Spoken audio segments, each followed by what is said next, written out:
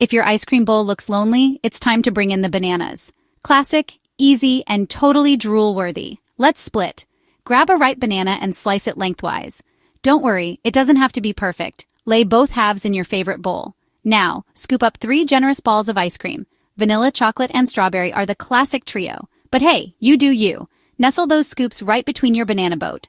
Next, go wild with toppings. Drizzle chocolate syrup, add whipped cream clouds. Scatter some crushed nuts and top each scoop with a cherry. Because a banana split without cherries is just a sad sundae.